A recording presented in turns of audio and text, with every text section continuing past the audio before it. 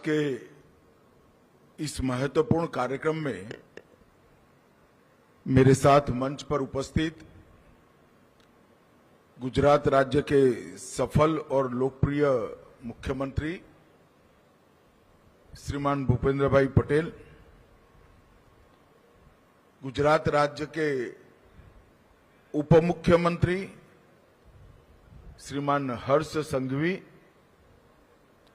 Ganesh housing limited के chairman Shri Deepak Patel जी, श्री शेखर पटेल जी और आज के कार्यक्रम में उपस्थित सभी महानुभावों को मेरा नमस्कार। आज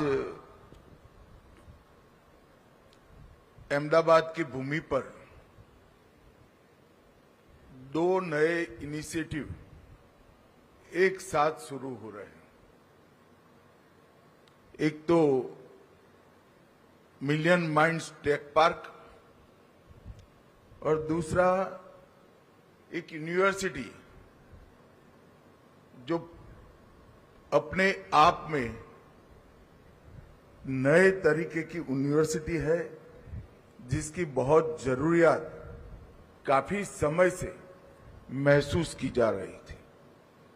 इसके बारे में भी मैं बाद में बात करूंगा। आज गुजरात के भविष्य के लिए एक बहुत बड़े विजन के साथ देश के प्रधानमंत्री नरेंद्र मोदी जी ने जो स्वप्न देखा है, इसकी परिपूर्ति के दिशा में आज एक बहुत बड़े माइलस्टोन को हम अचीव करने जा रहे हैं। मोदी जी का विजन है टेक्नोलॉजी, इनोवेशन, ज्ञान, उद्यमिता और उच्च कौशल आधारित गुजरात में इंडस्ट्री भी आए और रोजगारी की निर्मित भी हो। और इस सब के आधार पर ही गुजरात जो वर्षों से आजादी के समय से हर क्षेत्र में देश का नेतृत्व कर रहा है, न्यू एज टेक्नोलॉजी के क्षेत्र में भी गुजरात देश का नेतृत्व करे।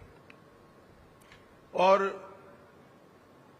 पूरा देश और दुनिया जानता है कि गुजरात ने मजबूती के साथ जिस क्षेत्र में कदम रखा है, वहां टॉप 1, 2, 3 जाने में कभी गुजरात देर नहीं लगाता। मुझे भरोसा है कि यहां पर भी हम यही इतिहास का पुनरावृत्ति करेंगे। मित्रों, गुजरात ने आजादी के समय से ही देश के औद्योगिक विकास में बहुत बड़ा योगदान दिया है और ये हमारा ट्रैक रिकॉर्ड है। परंतु मोदी जी के गुजरात के मुख्यमंत्री बनने के बाद उन्होंने इसको एक स्ट्रक्चर स्वरूप देने का हमेशा प्रयास किया है। औद्योगिक विकास, आधारभूत संरचनाएं, ईज ऑफ डूइंग बिजनेस, उद्यमिता आधारित डेवलपमेंट, इसमें गुजरात की एक वैश्विक पहचान बनाने में 2002 से 2025 की ये यात्रा बहुत सफल रही है। मैं पूरे देश में घूमता हूं, कई राज्य ऐसे हैं जो औद्योगिक रूप से बहुत आगे बढ़े हैं। उनके मुख्यमंत्रियों के साथ, वहां के उद्योजकों के साथ बहुत डिटेल चर्चा होती है। मैं विश्वास से कह रख सकता हूं कि इंडस्ट्री का इतना स्ट्रक्चर डेवलपमेंट गुजरात के अलावे कहीं नहीं देखा गया। इसका मूल कारण है कि गुजराती लोग परंपरा से उद्योग साहसिकता का अपने डीएनए में ही गुण लेकर आगे बढ़े हैं और उसके साथ साथ समय समय पर सरकारों ने इसके अनुकूल इंफ्रास्ट्रक्चर बनाने में बड़ी मदद की है। इंफ्रास्ट्रक्चर से मतलब मेरा सिर्फ भौतिक इंफ्रास्ट्रक्चर से नहीं है, नीतियों का निर्माण, एनवायरनमेंट, फाइनेंस की व्यवस्था, सरकार का प्रोएक्टिव अप्रोच और वाइब्रेंट गुजरात जैसे मंच देकर गुजरात के इंडस्ट्रियल विकास को हमने बहुत आगे बढ़ाया है। पूरी दुनिया इसका स्वीकार करती है। Manufacturing, engineering, pharmaceutical, ports, logistic, green energy, industrial infrastructure और इन्वेस्टमेंट, ये सभी क्षेत्रों में हमने बहुत अच्छा काम किया है। मगर अब बारी है गुजरात को सर्विस सेक्टर में भी टॉप 1, 2, 3 में ले जाने की। और सर्विस सेक्टर में जब हमें 1 से 3 में आना है, बेंगलुरु, हैदराबाद, पुणे, गुरुग्राम, ये सबके समकक्ष अगर अहमदाबाद ने अपने आप को प्रस्तापित करना है तो इस तरह के टेक पार्क बहुत जरूरी है। एक प्रकार से गुजरात के अब तक की आर्थिक गतिविधियों में मोदी जी ने विगत 2-3 साल से टेक पार्क्स और जीसीसी पर बड़ा बल दिया है। एक प्रकार से हमारी सारी आर्थिक गतिविधियों का ट्रांसफॉर्मेशन हो रहा है। गुजरात की आर्थिक गतिविधियों का तो ट्रांसफॉर्मेशन हो भी ही रहा है, मगर गणेश ग्रुप का भी ट्रांसफॉर्मेशन एक प्रकार से आज हो रहा है। मुझे तो बड़ा आनंद है, मैं दोनों भाइयों को बहुत बहुत बधाई देना चाहता हूं कि एक परंपरागत बिजनेस से अलग हटकर आपने नया सोचा है, एक साहस है और मैं ईश्वर से जरूर प्रार्थना करूंगा कि ये साहस आपका सफल हो और नई पीढ़ी इसको आगे बढ़ाए। अनमोल को भाषण करता देख बहुत आनंद आता था। कॉन्फिडेंस के साथ नई पीढ़ी जब आगे बढ़ती है तो स्वाभाविक रूप से आनंद आता है। आज millennium mind tech park phase 1 का यहां उद्घाटन किया है। लगभग 1100 करोड़ की लागत से 13,50,000 वर्ग फुट क्षेत्र यहां पर बन गया है और पहले चरण में ही 9,000 हाई स्किल प्रोफेशनल्स के लिए सुविधापूर्ण तरीके से काम करने का एक बहुत अच्छा वातावरण ये मिलेनियम माइंड टेक पार्क उपस्थित करेगा। जब मुझे शेखर जी निमंत्रण देने के लिए आए थे तब मैंने पहले तो पीयूष गोयल जी की ओर उनको डाइवर्ट करने का प्रयास किया था, मगर थोड़े चिपकू स्टाइल के व्यक्ति है, उन्होंने मुझे पूरा ब्रोशर समझाया।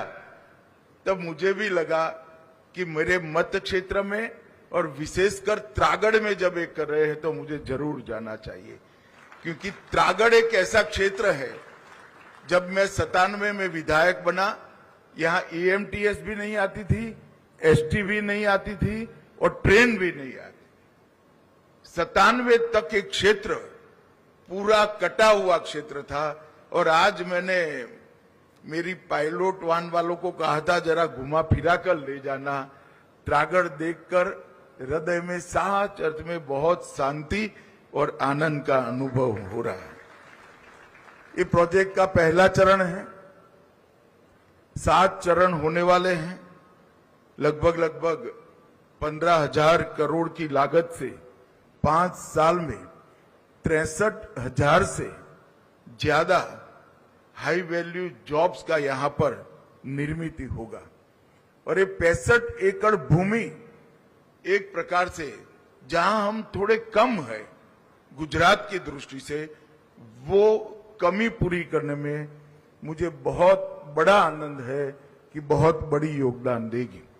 50% स्पेस को इन्होंने कॉमर्शियल स्पेस रखा है, इसके साथ साथ मॉल, होटल और रेसिडेंशियल स्पेस, ये सब मिल मिलाकर अपने आप में एक कंप्लीट टेक पार्क का प्लानिंग यहां पर हुआ है और इसके लिए मैं सच अर्थ में गणेश ग्रुप को बहुत बहुत बधाई देना चाहता हूं। मित्रों, यहां पर आज Ganesh real estate management institute Grammy का भी शुभारंभ हुआ है। एक प्रकार से रियल एस्टेट मैनेजमेंट इंस्टीट्यूट ये पूरे भारत के लिए आज की बहुत जरूरी शुरुआत है। रियल एस्टेट के क्षेत्र में हमारा देश इसी तरह से आगे बढ़ता गया जैसे जरूरियात पूरी करने के लिए ही इसका योगदान है। ये इंडस्ट्री को कभी किसी ने समग्रता से सोचा ही नहीं। ढेर सारे पहलू, पर्यावरण से लेकर प्लानिंग से लेकर टाउन प्लानिंग की स्कीम का एक हिस्से से लेकर ढेर सारे इश्यू इसके साथ जुड़े हुए हैं। कभी किसी ने इसको समग्रता से एड्रेस करने का प्रयास नहीं किया है। और मित्रों, जब टाउन प्लानिंग ठीक नहीं होता है तो अच्छे शहर नहीं बनते। दुर्भाग्य की बात है कि हमारे शहर देश में ज्यादातर शहर बसते बसते बस गए और बाद में हम सुविधा पूरी करते गए। मुझे याद है सुरेंद्र भाई बैठे थे जब ओडा के चेयरमैन थे। टाउन प्लानिंग स्कीम मोदी सरकार ने जब इंट्रोड्यूस की तभी लोगों के रहने के आने के पहले सुविधा का विचार की शुरुआत भारत में पहली बार हुई। और मुझे लगता है अभी भी इस क्षेत्र में दुनिया तकनीक की दृष्टि से बहुत आगे निकल चुकी है, प्लानिंग की दृष्टि से बहुत आगे निकल चुकी है। बहुत ऐसे आयाम है जिस पर हमारी तो अभी सोसाइटी के नाते नजर ही नहीं पड़ी। ये सारी चीजों को समग्रता से सोचने के लिए इसको एक स्टडी के रूप में, कोर्स के रूप में डेवलप करने के लिए Ganesh real estate management institute मैं मानता हूं कि बहुत बड़ा योगदान हो सकता है कि शुरुआत इसके सभी डायमेंशन को कवर न करे। हो सकता है कि ये शुरुआत में विश्व भर में जो कुछ विकास हुआ है, जो सोचा गया है, इसका प्रतिबिंब इसमें न दिखाई पड़े, मगर शुरुआत हुई है तो आगे भी बढ़ेगा और अच्छे से आगे बढ़ेगा, इसका मुझे विश्वास है। यहां पर 30,000 स्क्वायर फीट में पहले बैच में 300 बच्चे पढ़ाई करेंगे और इसका मुख्य कैंपस आने वाले दिनों में थॉल लेक के समीप अहमदाबाद से थोड़ी ही दूर बनने वाला है। लगभग 500 करोड़ की लागत से 100 एकड़ भूमि में जब ये इंस्टीट्यूट पूर्ण स्वरूप ले लेगा तब मुझे लगता है न केवल गुजरात, देश भर के रियल एस्टेट के क्षेत्र में आज के समय के बदलाव के लिए ये बहुत बड़ा काम होगा। इस क्षेत्र में कुशल नेतृत्व की भी जरूरत है और आधुनिक सोच की भी जरूरत है। इसके साथ साथ दुनिया भर में जो परिवर्तन हो रहे हैं, ये परिवर्तनों के भारत की परिस्थिति के अनुकूल इसको स्वीकार कर आगे बढ़ने की भी जरूरत है। मुझे तो लगता है कि ये बहुत देरी से शुरुआत हो रही है, मगर शुरुआत हो रही है, इसका मैं हृदय से स्वागत कर रहा हूं और मैं आशा करता हूं कि विश्व स्तरीय इंफ्रास्ट्रक्चर डेवलप करने में इस क्षेत्र में भी ग्रेमी आने वाले दिनों में बहुत बड़ा योगदान करेगी, इसका मुझे पूरा भरोसा है। मित्रों, एआई, डीप टेक ये भविष्य की अर्थव्यवस्था है और नरेंद्र मोदी जी के दीर्घदृष्टिपूर्ण नेतृत्व ने जितने भी नए सेक्टर, इमर्जिंग सेक्टर है विश्व में, इसमें आज भारत फाउंडर बना हुआ है। एक जमाना था कि हम कई क्षेत्रों में बहुत पीछे लग गए थे। आने वाले 25 साल में जो सेक्टर विश्व की अर्थनीति को, विश्व के अर्थतंत्र को दिशा देंगे, वो सभी क्षेत्र में आज भारत फाउंडर बनकर अपनी मजबूत उपस्थिति को दर्ज करा रहा है और यही बता रहा है कि भारत का भविष्य बहुत सुनहरा है। एआई और डीप टेक के जो भविष्य है, इसके लिए इसके जैसे टेक पार्क बहुत बड़ा काम भी करेंगे और इसको आगे भी बढ़ाएंगे।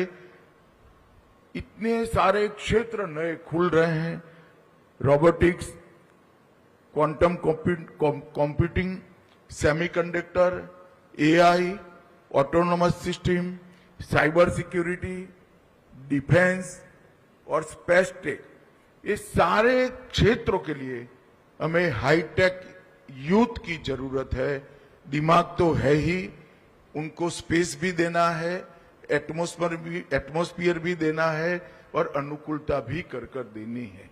मुझे मालूम है कि ये दोनों इनिशिएटिव, ये दोनों क्षेत्र में आने वाले दिनों में गुजरात को कई कदम आगे ले जाने के लिए बहुत बड़ा योगदान करेंगे। फिर से एक बार मैं गणेश ग्रुप के दोनों कर्ता धर्ताओं को बहुत बहुत शुभकामनाएं और बधाई देकर मेरी बात समाप्त करता हूं। वंदे मातरम।